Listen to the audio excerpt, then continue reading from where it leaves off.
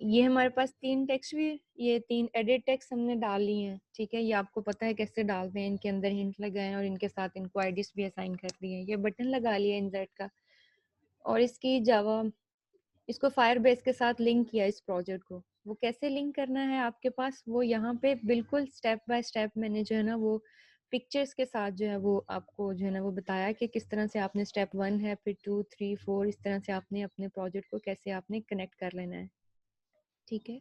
और आपने कैसे रियल टाइम डेटाबेस जो है ना वो ऐड कर लेनी है अपने सिस्टम के साथ, उससे कनेक्ट हो जाना है। उसके लिए आपको यहाँ पे जो है वो,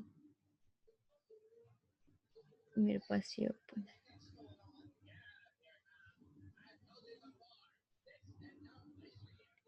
ये यहाँ फायरबेस में चले जाना है आपने, और यहाँ पे आपके पास रियल टाइम डेटाबेस आ रही होगी, उसको आपने कनेक्ट कर लेना है डेटाबेस, ठीक है। ये ऊपर आ रही है, ये रियल टाइम डेटाबेस, ठीक है। इसको आपने ये ऐसे ओके कर लेना। मेरे पास ये ऑलरेडी मैंने कनेक्ट की हुई है, तो यहाँ से आपकी ये हो जाएगी। इसके बाद कोई भी, वैसे आपको इसकी अपनी भी डॉक्यूमेंटेशन पड़ी हुई है, ठीक है। ये गो टू डॉक्स पे जाएं तो वहाँ पे भी आपको स्टेप बाय स्टेप जो है ना वो तरीका बताया हुआ है, लेकिन ये स्लाइड्स में भी मेंशन है कि आपने कैसे अपने प्रोजेक्ट को कनेक्ट करना है। उसके बाद आपने XML फाइल पे इसी तरह से जितनी आपने वैल्यूज यहाँ पे ऐड करना चाहते हैं, ये मैंने 3 वैल्यूज ऐड की हैं, एफ नेम, नेम और रोल नंबर, ठीक है।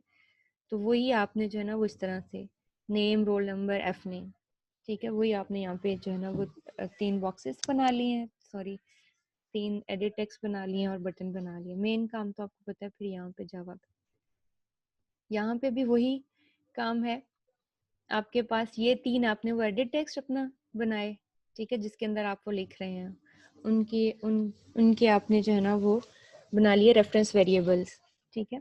उसके बाद ये बटन का भी बना लिया है। ये रीड जो है ना ये रीड के लिए है, जब हम डाटा रीड करेंगे। उसके बाद आपने यहाँ पे इनको फाइंड व्यू बाय आईडी, जो कि हम हमेशा करते हैं, इनको फाइंड वहाँ से फाइंड व्यू बाय आईडी से इनको यहाँ पे इनिशियलाइज कर दिया। इनिशियलाइज करने के बाद अब आपने ये BTN कौन सा बटन है, ये वाला बटन है इंसर्ट का। इस बटन के ऊपर आपने ऑन क्लिक लिस्नर लगाया है।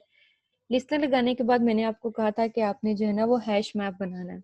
हैश मैप मैंने आपको कहा था हैश टेबल की तरह होता है, जिसके अंदर आप की और उसकी वैल्यू स्टोर करते हैं, ठीक है। ये लास्ट टाइम ये सारा ये आपको स्लाइड से एक्सप्लेन किया था।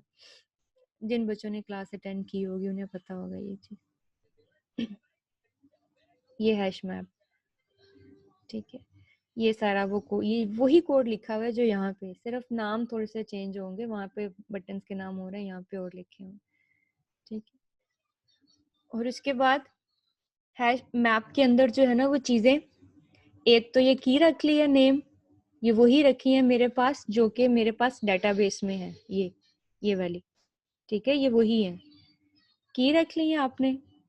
और उसके बाद उसके अंदर आपने वैल्यू आपने कहाँ से लेनी है, ऑब्वियसली जो यहाँ पे स्टोर हुई है वैल्यू, जो यूजर एंटर करेगा। तो इन वैल्यूज को कैसे गेट करते हैं, इन नेम वन, इसका name in reference variable dot get text dot to string, इसको स्ट्रिंग में कन्वर्ट के लिए। रोल नंबर को भी मैंने एज अ स्ट्रिंग ही स्टोर किया फिलहाल, इसको भी मैंने as a string, F name को भी।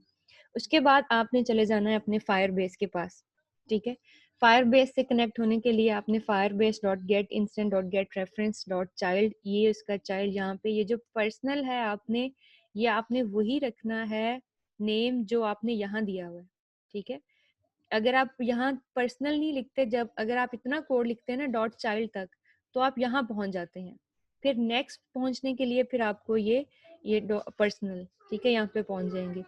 और ओके, फिर डॉट पुश का मतलब क्या है, अगर आप यहाँ नहीं लिखते तो वो हर दफा पहला चाइल्ड जो है ना वो आपका रिप्लेस कर देगा, पहला चाइल्ड डालेगा।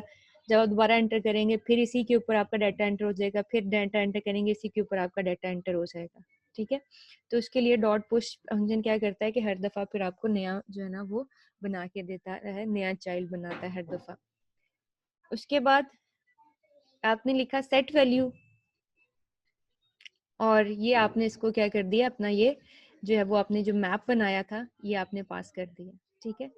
फिर आपने जो है ना इसके ऊपर 3 लिसनर्स लगाए हैं। ऑन कंप्लीट लिसनर तो हमेशा ही चलेगा, चाहे आपका प्रोजेक्ट जो है सक्सेसफुल होता है या सक्सेसफुल नहीं होता है, ठीक है। फिर अगर फेल हो जाता है तो ये आप यहाँ पे टोस्ट प्रिंट करवा लें बेशक। मैंने ये लॉग में एक्टिविटी प्रिंट की, यहाँ मुझे पता चलता रहता है जब ये चलेगी कि मेरा क्या काम हुआ है। ऑन कंप्लीट चलती है। ऑन फेलियर, अगर मेरा किसी वजह से फेल हो जाता है, डेटाबेस से कनेक्शन नहीं है मेरा, ये पर्सनल वाला चाइल्ड वहाँ एग्जिस्ट नहीं करता, ठीक है, फायरबेस से कनेक्ट नहीं हुआ, तो इन सारे इश्यूज की वजह से फिर ऑन फेलियर चलेगा।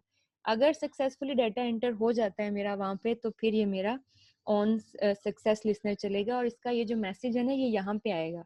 और यहाँ पे टोस्ट भी प्रिंट करा लेना चाहिए ताकि यूजर को स्क्रीन के ऊपर भी पता चल जाए कि हाँ जी मेरा जो है ना वो सक्सेसफुली सबमिट हो गया।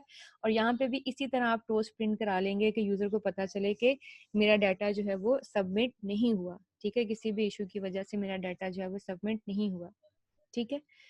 ये इतना ही कोड है बस, ठीक है। ये जो नीचे मैंने रीड का कोड लगाया हुआ है, ये डाटा को रीड करने के लिए है, ठीक। अभी हम इसको चेक कर लेते हैं। ये इसमें काफी ज्यादा काम हुआ है, हम सिर्फ पहली ही चीज को चेक करेंगे। मैं अपने सिस्टम को जो है ना, ये